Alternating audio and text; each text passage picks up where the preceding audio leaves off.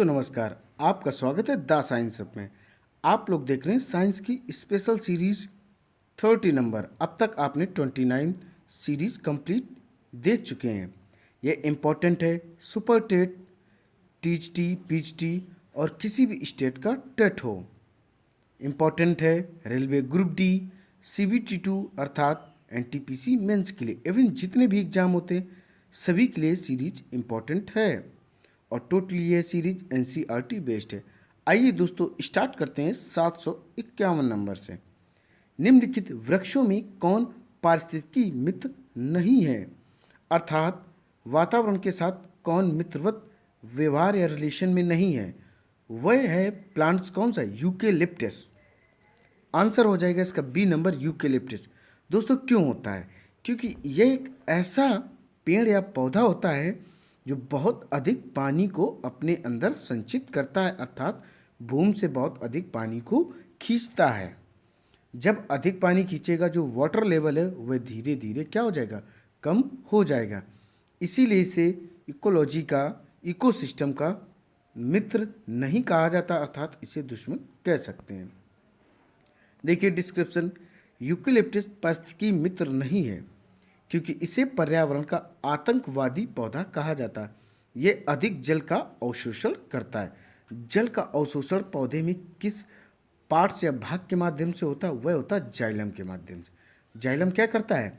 जल और खनिज लवण को अवशोषित करके पेड़ के विभिन्न भागों तक पहुंचाने का कार्य करता है।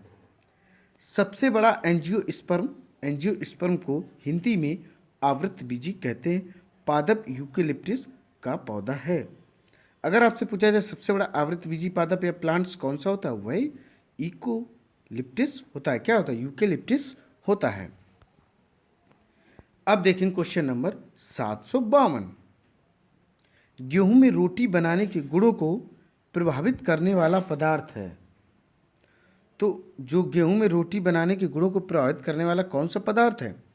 इसका आंसर जो है ग्लूटीन। ग्लूटीन क्या होता है? ग्लूटीन प्रोटीन के कारण गेहूं का आटा गुथा जाता है एवं रोटी बनाई जाती है। अर्थात उसे क्या होता है? पानी के साथ मिला लेते, सान लेते, फिर उसे रोटी के लिए तैयार करते हैं। प्रोटीन का कार्य क्या होता है? प्रोटीन शरीर की मरम्मत और मेंटेनेंस के लिए इम्पॉर्टेंट होता है। सभी प्रकार की दालें क्या हैं? प्रोटीन का मुख्य स्रोत होती हैं। आइए दोस्तों अब देखते हैं 753 नंबर। फल तथा सब्जियों में मोम के घोल का उपयोग किया जाता है। तो दोस्तों यहाँ बात हो रही है कि जो फल और सब्जियाँ होती हैं उनमें मोम के घोल का उपयोग क्यों किया जाता है? तो इसका आंसर हो जाएगा बी नंबर, उनका भंडारण काल बढ़ाने के लिए, ताकि उनको हम लंबे समय तक सुरक्षित रख सकें और जिस राज्य या जिस कंट्री में भेजना है वो आराम से पहुंच सकें। आपने मार्केट में विभिन्न प्रकार की ऐसी सब्जियां देखी जो खूब चमक रही होती हैं, उनकी त्वचा काफ़ी चमकदार होती है। तो उनमें क्या होता है? उनमें मोम का प्रयोग किया जाता है ताकि यह सुरक्षित स्थान पर और लंबी दूरी तक जा सके। इसीलिए इसका उपयोग किया जाता है। किसका? मोम का। इसका भंडारण देख लीजिए आप लोग, इस क्वेश्चन के आंसर का डिस्क्रिप्शन। भंडारण काल बढ़ाने के लिए फल तथा सब्जियों में मोम के घोल का उपयोग किया जाता है। अब देखें क्वेश्चन नंबर 754। पेंगिंग एक लाभकारी क्रिया है या प्रक्रिया है? इसका आंसर हो जाएगा सी, मूंगफली में। मूंगफली में पेंगिंग एक लाभकारी प्रक्रिया होती है। कैसी होती है? ये बेनिफिशियल होती है मूंगफली। मूंगफली में क्या पाया जाता है? प्रोटीन्स पाया जाता है। क्या पाया जाता है? प्रोटीन्स पाया जाता है। इसे गरीबों का बादाम भी कहा जाता है। क्या कहा जाता है? गरीबों का बादाम भी इसे कहा जाता है। आइए अब देखते हैं क्वेश्चन नंबर 755। भारतीय दलहन शोध संस्थान अवस्थित है। तो ये कहाँ है? अपने कानपुर में है। कहाँ है? कानपुर में भारतीय दलहन शोध संस्थान अवस्थित है। कानपुर में यह स्थित है। आइए दोस्तों अब देखें क्वेश्चन नंबर 756। टिड्डियाँ भारत में प्रवेश करती हैं। तो टिड्डियाँ भारत में कहाँ से प्रवेश करती हैं? ये करती पाकिस्तान से। कहाँ से करती? पाकिस्तान के रास्ते से ये भारत में प्रवेश करती हैं। भारत के काफ़ी राज्य क्या हैं? पाकिस्तान से सीमा बनाते हैं, चाहे गुजरात हो, राजस्थान हो, पंजाब हो, जम्मू कश्मीर का कुछ क्षेत्र हो, तो ये किससे राज्य इससे पंजाब से सीमा बनाते हैं। और इनके बीच में जो लाइन है, कौन सी लाइन है, भारत और पाकिस्तान को डिवाइड करने वाली, वो है मैक मोहन। कौन सी है, बताइए दोस्तों। मैक मोहन है या रेड क्लिफ है। ध्यान रखिएगा दोस्तों, भारत और पाकिस्तान को डिवाइड करने वाली लाइन रेड क्लिफ है और भारत और चाइना को डिवाइड करने वाली मैक मोहन है। बहुत से लोग उसको मोहन पढ़ते, बट रियल जो उसका लिखित में नाम होता मैक मोहन होता है। आइए दोस्तों अब देखते हैं। हम बता दें दोस्तों, टिड्डियाँ क्या करती है, फसल को बर्बाद कर देती। टिड्डियाँ वही होती हैं जिनको इंग्लिश में ग्रॉस हॉपर कहते हैं। ये इतनी ज़्यादा इनकी संख्या होती है कि अगर जिस खेत में बैठ जाएं तो कुछ मिनट या घंटों में पूरे पूरे खेत की फसल को नष्ट कर देते हैं। अब देखें क्वेश्चन नंबर 757। जुगनू किस परिघटना की वजह से शीत प्रकाश देता है। तो इसका आंसर हो जाएगा सी नंबर, वायु संदीप्ति। किसके कारण, वायु संदीप्ति। देखिए, जुगनू वायु संदीप्ति परिघटना के कारण शीत प्रकाश देता है। जुगनू में ल्यूसीफेरिन एंजाइम होता है। कौन सा होता है, ल्यूसीफेरिन एंजाइम होता है, जो हवा के संपर्क में आने से ल्यूसीफेरेस पिगमेंट बनाता है। क्या बनाता है, ल्यूसीफेरेस पिगमेंट बनाता है, जिसके कारण जुगनू प्रकाश उत्पन्न करता है। अब आपको बताना है जुगनू किस कलर का अपने बैक साइड से प्रकाश उत्पन्न करता है। अगर आपसे पूछा जाए किस एंजाइम के कारण होता है जो जुगनू कलर देता है, तो वह है ल्यूसीफेरिन एंजाइम। कौन सा पिगमेंट होता है, ल्यूसीफेरेस पिगमेंट। देखिए क्वेश्चन 758। निम्नलिखित में से कौन सा एक पाचक तंत्र की भित्तियों में से द्रुततम गति से अवशोषित होगा। तो इसका जो आंसर हो जाएगा दोस्तों, बी नंबर, विष के रूप में लिया गया डीडीटी। किसके रूप में, पॉइजन के रूप में जब डीडीटी लिया जाता है तो क्या हो जाता है, ये जल्दी अवशोषित होता है। अब आप लोग समझ लें डीडीटी का full form, dichloro diphenyl trichloroethane. क्या होता है, डाई क्लोरो डाइफेनिल, डाइफेनी भी कह सकते हो, डाइफेनिल भी कह सकते हैं, ट्राइक्लोरोइथेन। विष के रूप में लिया गया डीडीटी पाचन तंत्र की भित्तियों में तेज गति से अवशोषित होता है। और जो खाना खाते हो उसे एकदम मिलाता कौन है, रसांकुर। क्या, रसांकुर उंगली की आकृति के होते हैं। जैसे आप दोनों हाथ की उंगलियां मिलाएं और आपस में मसलते रहें, तो इस तरीके से रसांकुर भोजन को एक लेई के रूप में तैयार करता है। रसांकुर को इंग्लिश में विलाई कहते हैं। आइए अब देखते हैं क्वेश्चन नंबर 759। 75 मृतिका शिल्प, मृदभांड और कांच उद्योगों के श्रमिकों को सामान्यतः होने वाले व्यावसायिक स्वास्थ्य संकटों में से एक क्या है। तो इनको कौन सी बीमारी होती है, जो करते हुए मृतिका शिल्प में, मृदभांड में या कांच के उद्योगों में काम करते हूँ। जैसे फिरोजाबाद क्या है, कांच के काम के लिए फेमस है। कन्नौज इत्र नगरी कही जाती है। तो इस तरीके से क्या है दोस्तों, देखिए तो इसमें कौन सी बीमारी है, सी नंबर इसका आंसर हो जाए सिलिकोसिस। मृतिका शिल्प, मृदभांड और कांच के उद्योगों के श्रमिकों का सामान्यतः सिलिकोसिस नामक रोग होता है, जिससे लंग्स, फेफड़ा प्रभावित होते हैं। देखिए जब इसकी कटिंग होती, कांच किया, मृदभांड किया, मृतिका शिल्प में, इससे छोटे छोटे से कण उठते हैं जो नाक के माध्यम से जाते हैं और फेफड़े में विभिन्न प्रकार की समस्या उत्पन्न करते हैं, जिससे उस व्यक्ति या वहाँ के जो श्रमिक हैं उनका जीवन काल बहुत कम होने लगता है। अब देखें क्वेश्चन नंबर 760। जब हम केचुआ पर साधारण नमक छिड़कते हैं तो वो मर जाते, इसकी वजह क्या है। इसकी वजह एक ही है, इसका आंसर ए नंबर, परासड़ी प्रघात। परासड़ी प्रधान या प्रघात के कारण जब केचुआ पर साधारण नमक छिड़कते हैं तब वो मर जाते हैं। और नमक का सूत्र क्या होता है, NaCl। इसका जो साइंटिफिक नेम होता है सोडियम क्लोराइड। क्या होता है, सोडियम क्लोराइड। मैं आपको बता दूं, जो केचुआ होता है इसको इंग्लिश में अर्थवार्म कहते हैं, और यह जो श्वसन की क्रिया संपन्न करता है वह अपनी त्वचा के माध्यम से करता है। इसीलिए जब भी इस पर नमक छिड़कते हैं तो क्या होता है, यह मर जाता है। और जोंक के साथ क्या होता है, जोंक ने जैसे मान लीजिए किसी जानवर का ब्लड चूस लिया तो जो पर जब भी हम नमक डालते हैं तो टोटल ब्लड बाहर निकाल देती है। केचुआ जोंक ऐसे जीव हैं जिनमें किसी भी प्रकार की कोई हड्डी नहीं पाई जाती है। आइए अब क्वेश्चन देखेंगे 761 नंबर। प्याज के काटने और छीलने पर किसकी विद्यमानता के कारण आंखों में पानी आता है? तो इसका आंसर हो जाएगा क्या? कोशिकाओं में सल्फर। सल्फर यौगिक के कारण प्याज काटने एवं छीलने पर आंखों में पानी आता है। अगर आपसे पूछे कोई कि किस कारण अगर प्याज कटिंग कर रहे हैं तो आंखों से आंसू आने लगते हैं, तो आप सीधा कह सकते हैं कि इसमें क्या होता है? सल्फर यौगिक होता है। क्या होता है? सल्फर यौगिक के कारण आंखों से आंसू आने लगते हैं। अब देखेंगे 762। ऊंचाई से गिरने पर किसी मानव या अन्य पशु की अपेक्षा बिल्ली के बचने की अधिक संभावना होती, इसका कारण क्या है? तो दोस्तों इसका जो कारण है वह है ए नंबर, बिल्ली तत्काल अपने आप को समायोजित कर अपने चारों पैरों पर भूमि पर आती है और पैरों को मोड़ सकती है ताकि गिरने के संघात को अवशोषित कर सके। आप सोच सकें अगर कोई व्यक्ति डायरेक्ट कूदेगा तो बॉडी जो होती है व्यक्ति की, किसी भी मनुष्य की, इतनी जल्दी अपने आप को एडजस्ट नहीं कर पाएगी। बट बिल्ली क्या है, जंप करेगी, तुरंत अपनी बॉडी को उधर मोड़ मोड़ के सुरक्षित कर लेगी, उसके पैर मुड़ जाएंगे, तो इसलिए उसको किसी भी प्रकार की कोई चोट नहीं लगेगी। ठीक है, बट अदर कोई जानवर कूदेगा तो उसे संभावना रहती है। अब देखेंगे चोट लगने की दोस्तों संभावना रहती। अब देखेंगे क्वेश्चन नंबर 763। गल गंड जिसको बोलते हैं वर्धित अवटु ग्रंथि का बढ़ना मुख्यतः किसकी कमी के कारण होता है? तो ये किसकी कमी के कारण होता है? आंसर हो जाए इसका बी नंबर, आयोडीन। आयोडीन की कमी से गलगंड वर्धित अवटु ग्रंथि का बढ़ना होता है।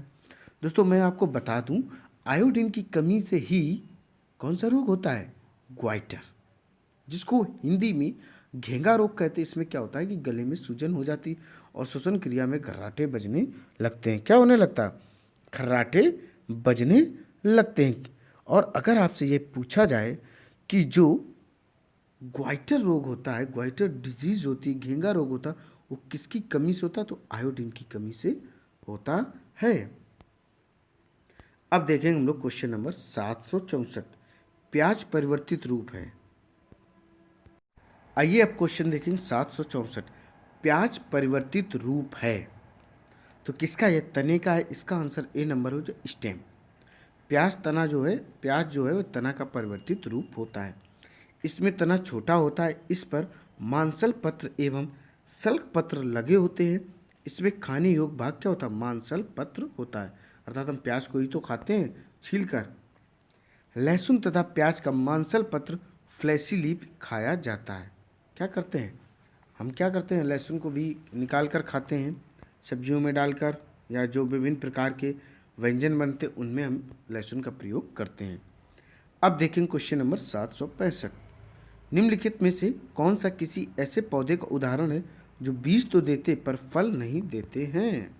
तो इसमें हमें ऐसा पौधे का नाम ढूंढना है, ऐसे पौधे को ढूंढना है इन चारों ऑप्शन में से जो बीज तो दे बट किसी टाइप्स का कोई फल ना दे। कपास का पौधा देता है, पीपल का वृक्ष देता है छोटे छोटे छोटे, यूकेलिप्टस गंध सफ़ेदा। देखो यूकेलिप्टस के जो फूल होता है उसकी एक अजीब सी खुशबू, समझें आप तो समझ सकते खुशबू होती है। बट जो चीड़ का वृक्ष होता है ये किसी भी प्रकार का कोई भी फल नहीं देता, बट ये बीज देता है। ध्यान रखिएगा, चीड़ का जो वृक्ष है वह बीज तो देता है बट किसी भी टाइप्स का कोई भी फल नहीं देता है। आइए इस क्वेश्चन के आंसर का डिस्क्रिप्शन देते हैं।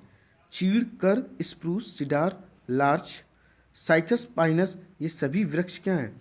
जिम्नोस्पर्म में अनावृत बीजी या नग्न बीजी होते हैं।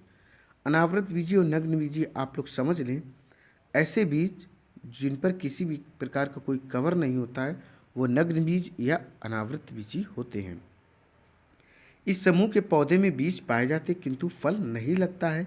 बीज किसी प्रकार की संरचना में बंद नहीं रहता है।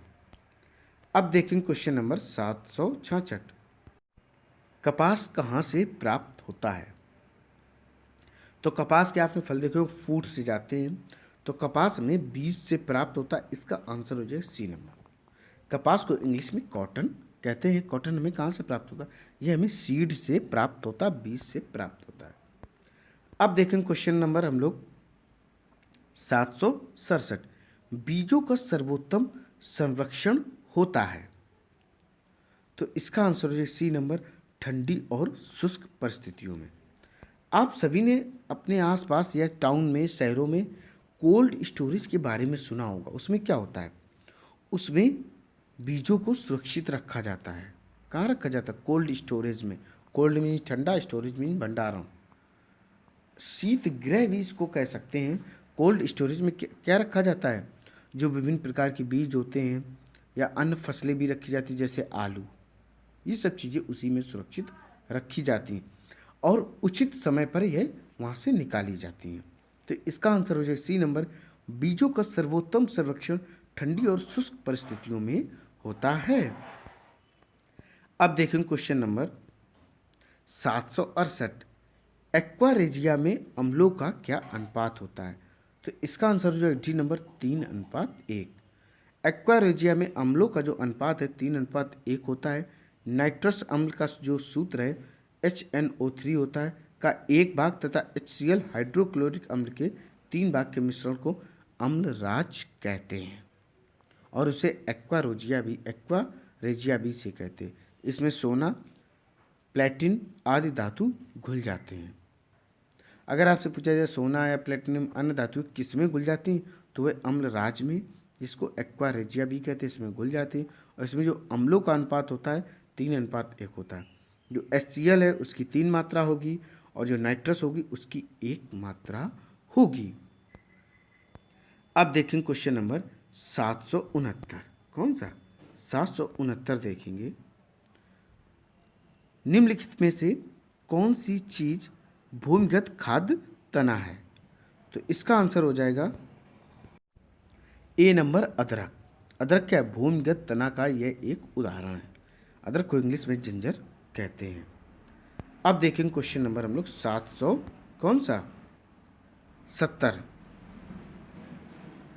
सूची फर्स्ट में दी गई फसलों का सही मिलान सूची सेकंड में दिए गए उन्हें प्रभावित करने वाले रोगों के साथ करना है। देखिए, धान, धान में क्या होता है? इसमें प्रध्वंस रोग, ठीक है। अब देखो गेहूं, गेहूं में क्या होता है? गेहूं में कीट रोग होता है। सरसों में, फिर से देखिए जो सरसों है, सरसों में कौन सा रोग होता है? मृदु रोमिल आसित। गन्ना जिसको ईख कहते हो, तो इसमें रोग हो जाएगा लाल विगलन, वो सब आपने देखा होगा। इसका जो आंसर हो जाएगा बी नंबर हो जाएगा। देखिए, धान प्रध्वंस, गेहूं कीट, सरसों मृदु रोमिल आसित, गन्ना लाल विगलन। अब देखेंगे क्वेश्चन हम लोग 771, आलू किसका उदाहरण है?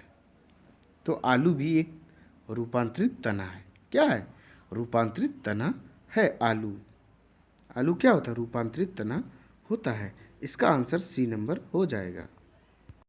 अब देखेंगे क्वेश्चन नंबर 772, काली मिर्च पादप एक झाड़ी है। क्या है? झाड़ी होती काली मिर्च। काली मिर्च क्या होती है? एक प्रकार की है झाड़ी वाला पौधा होता है। आंसर हो जाएगा डी नंबर। अब देखेंगे क्वेश्चन नंबर हम लोग 773, केंद्रीय पशु चिकित्सा अनुसंधान संस्थान स्थित है। कहाँ स्थित है? तो यह स्थित है उत्तर प्रदेश में। कहाँ? उत्तर प्रदेश में। इसका आंसर हो जाए ए नंबर, केंद्रीय पशु चिकित्सा अनुसंधान संस्थान उत्तर प्रदेश में स्थित है। उत्तर प्रदेश की राजधानी क्या है? लखनऊ। लखनऊ किस नदी के किनारे स्थित है? यह गोमती नदी के किनारे स्थित है। लखनऊ के मुख्यमंत्री जी कौन है? योगी आदित्यनाथ जी। कौन है? योगी आदित्यनाथ जी उत्तर प्रदेश के मुख्यमंत्री हैं। उत्तर प्रदेश में जिले कितने? 75। कितने? 75 उत्तर प्रदेश में जिले हैं। अब देखें क्वेश्चन नंबर 774, प्रकाश संश्लेषण में किसका ऑक्सीकरण होता है? आइए देखिए क्वेश्चन नंबर 774, प्रकाश संश्लेषण में किसका ऑक्सीकरण होता है? इसका आंसर हो जाए सी नंबर, जल। किसका? जल, वाटर जिसको कहते हैं। इसका सूत्र H2O होता है। मैं आपको बताता हूँ प्रकाश संश्लेषण क्या होता है। जब हरे पेड़ पौधे सूर्य प्रकाश की उपस्थिति में क्लोरोफिल की सहायता से वातावरण से कार्बन डाइऑक्साइड का अवशोषण करके क्रिया संपन्न करते हैं और इस क्रिया के दौरान ऑक्सीजन उत्पन्न होती है जिसे श्वसन दाहिनी गैस कहते हैं, जिसका सूत्र O2 होता है। इस पूरी क्रिया को प्रकाश संश्लेषण कहते हैं, इंग्लिश में इसे फोटोसिंथेसिस कहते हैं। अब हम लोग क्वेश्चन देखेंगे 775। मनुष्य का सामान्य तापक्रम लगभग कितना होता है?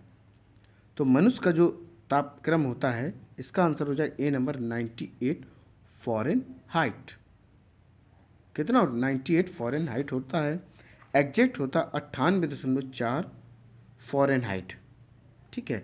और सेल्सियस में पूछा जाए 36.9, या आपने हर जगह रिटन में 37 सेल्सियस देखा होगा, अर्थात 37 सेल्सियस देखा होगा। मैं आपको एक रोचक बात बता दूं कि दुनिया का सबसे गर्म स्थान जो घोषित किया गया है वह कुवैत किया गया। इसका टेम्परेचर 53 समथिंग कुछ पॉइंट में दिया गया है। तो ध्यान रखिएगा, जो ह्यूमन बीइंग है उसकी बॉडी का टेम्परेचर होता है 37 सेल्सियस, फ़ारेनहाइट में होता है 98.4 फ़ारेनहाइट। दोस्तों उम्मीद है ये सीरीज आपको पसंद आई होगी। इसी तरीके की ज़बरदस्त धांसू सीरीज आपको कंटिन्यू मिलती रहेंगी। बस दोस्तों आपको इस सीरीज को लाइक करना है, शेयर करना है और मेरे चैनल को सब्सक्राइब करना है। बस फटाफट अपना जो आपका एम है उसे आपको पाना है। दोस्तों जय हिंद, जय भारत।